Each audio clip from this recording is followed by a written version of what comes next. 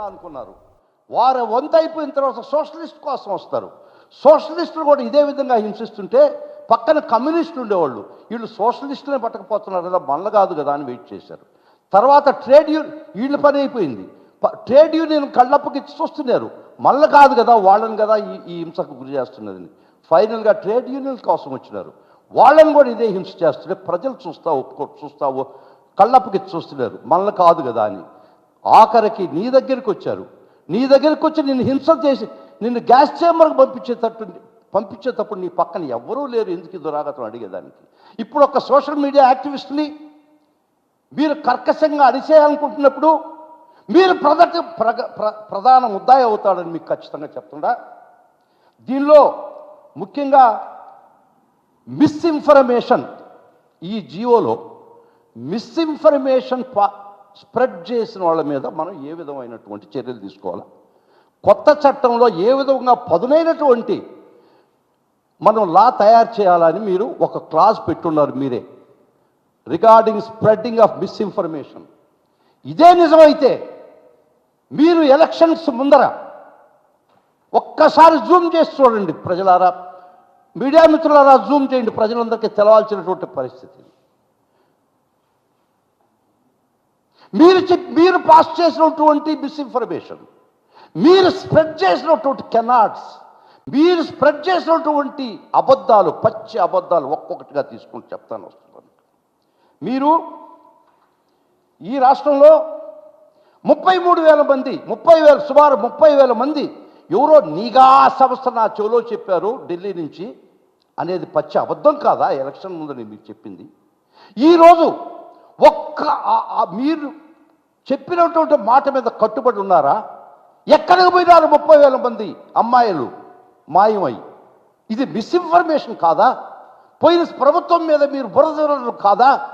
కాబట్టి ఈ misinformation spread చేస్తే చంద్రబాబు నాయుడు అని డిప్యూటీ సీఎం మీరు శిక్షార్హులు కాదా? మొట్టమొదట అది ఒక్కటి కాదు, మీరు చేసినటువంటి 14 లక్షల కోట్ల అప్పులు నేను ఈ రాష్ట్ర ప్రభుత్వాన్ని నిలదీయలేదా?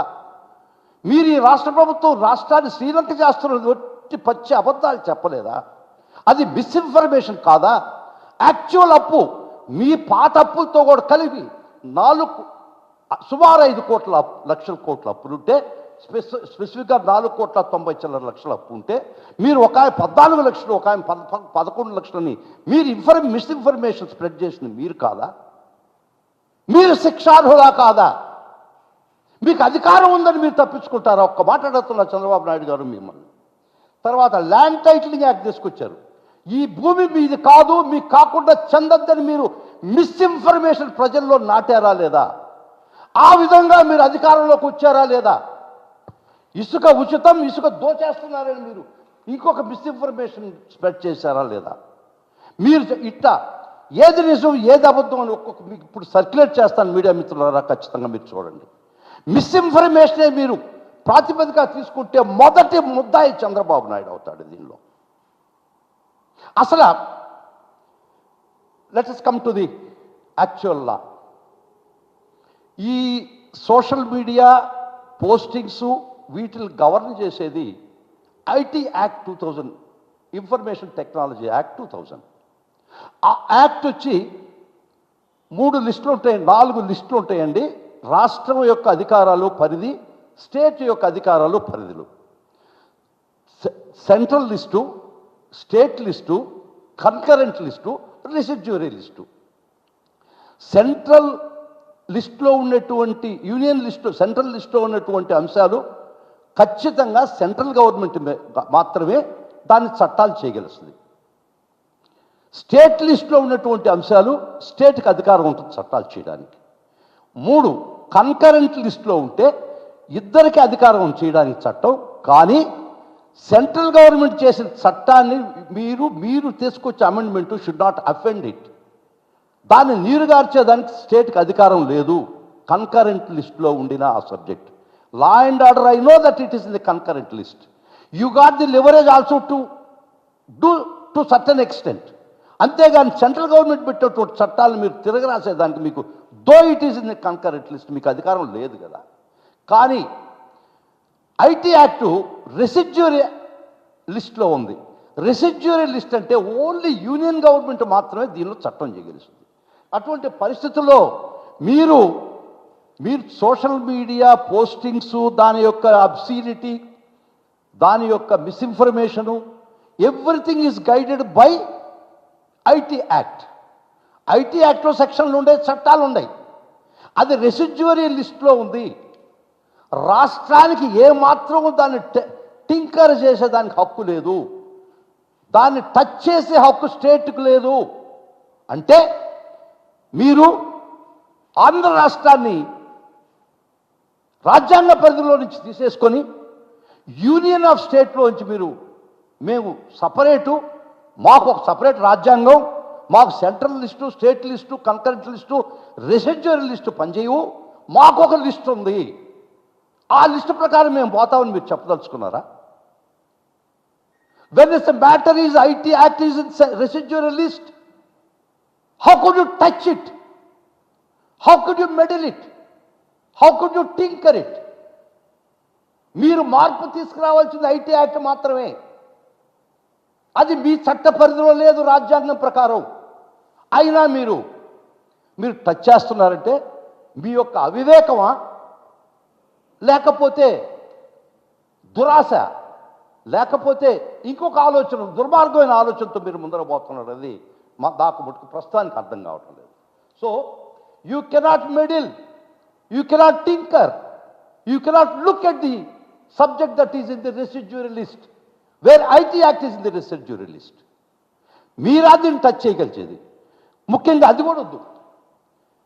మార్చి 25వ తేదీ ఈ సోషల్ మీడియా యాక్టివిటీస్ మీద సుప్రీంకోర్టు వారు యూనియన్ గవర్నమెంట్ ఒక ఆదేశం ఇచ్చింది. మీరు గైడ్ లైన్స్ ఫామ్ చేయండి, ఫ్రేమ్ చేయండి, ఏ విధంగా ఎంతవరకు నియంత్రించగలుస్తామో ఆ విధంగా నియంత్రిస్తాం అది. Because that matter is in the residual list, because it deals with IT act. అప్పుడు గౌరవ సుప్రీంకోర్టు వారు మార్చి 25వ తేదీ యూనియన్ గవర్నమెంట్కి డైరెక్షన్ ఇచ్చింది. మీరు ఫార్మ్ చేయండి గైడ్ లైన్స్, తర్వాత నవంబర్లో మా ముందర ఉంచండి అని సుప్రీంకోర్టు వారు గైడ్ లైన్స్ ఇచ్చింది. సుప్రీంకోర్టు వారు తీర్పు ఇచ్చింది. ఈ లోపల తగుదనమ్మా అని మీరెట్ట, how could you put your finger into that when the matter is being seized by the supreme court? ఇది సుప్రీంకోర్టు వారు, గౌరవ సుప్రీంకోర్టు వారు పరిధిలో ఉంది. సుప్రీంకోర్టు వారు యూనియన్ మధ్యలో జరుగుతుంది, యూనియన్ గవర్నమెంట్. సుప్రీంకోర్టు వారు యూనియన్ గవర్నమెంట్ ఆదేశించారు, రేపు నవంబర్ లోపల మీరు గైడ్ లైన్స్ ఫార్ములేట్ చేసి మా ముందర ఉంచండి. ఇది పరిస్థితి. ఇది మీకు తెలియకనా, తెలుసుకున్నా తెలియనట్టు నటన. You cannot touch it because the matter is being seized by the honourable supreme court and it is posted in the month of November. Because that is subject, ఈ సబ్జెక్టు రెసిడ్యూరల్ లిస్ట్లో యూనియన్ మాత్రమే టచ్ చేయగలుగుతుంది, union మాత్రమే చట్టాన్ని మార్పు చేయగలుగుతుంది. Government of India ఇది parliament మాత్రమే ఈ చట్టాన్ని పాస్ చేయాలి. కానీ మీ యొక్క అసెంబ్లీకి రెసిడ్యూరల్ లిస్ట్లో ఎన్ని చట్టం, ఈ సంబంధించినటువంటి చట్టం, మీరు ఈ గ్రూప్ ఆఫ్ మినిస్టర్ని వారిని పురమాయించి వారికి ఒక జియో ఇచ్చి, ఈ 5 మందిలో ఒక్కరికైనా లా అండ్ లెజిస్లేచర్ ఉన్నారా? ఒక్క లా అండ్ లెజిస్లేషన్ మంత్రి కూడా దీనిలో ఉండాల్సిన అవసరం లేదా? ఈ subject it deals with the subject of law, making a new law. గృహమంత్రి, సివిల్ సప్లైస్ మంత్రి, అగ్రికల్చర్ మంత్రి, పంచాయత్ వీళ్ళ దీని చట్టాన్ని నిర్దేశించేది. హాస్యాస్పదం కాదా అని మిమ్మల్ని అడుగుతున్నా. అంటే ఇక్కడ రీసెర్చ్ చేసిన దానికి at least there should be compatibility. At least one member of this group of ministers should be a person from a minister from the legislature. No, they have not done it. That too the subject of meddling and tinkering with the IT Act is residual list that is to be done by the Union of India, not by you. Already there are existing laws. 2023 నుంచి మీకు BNS వచ్చింది. బిఎన్ఎస్లో చట్టాలు ఉన్నాయి, సెక్షన్లు ఉన్నాయి. IT యాక్ట్లో కూడా సెక్షన్లు ఉన్నాయి. మీరు కొత్తగా తీసుకురావాల్సింది ఏంటి నేను అడుగుతున్నాను. సో బిఎన్ఎస్ ప్రకారం కూడా మీకు తెలీదా? మీరు గవర్నమెంట్ వచ్చిన కొత్తల్లో కొన్ని వందల కేసులు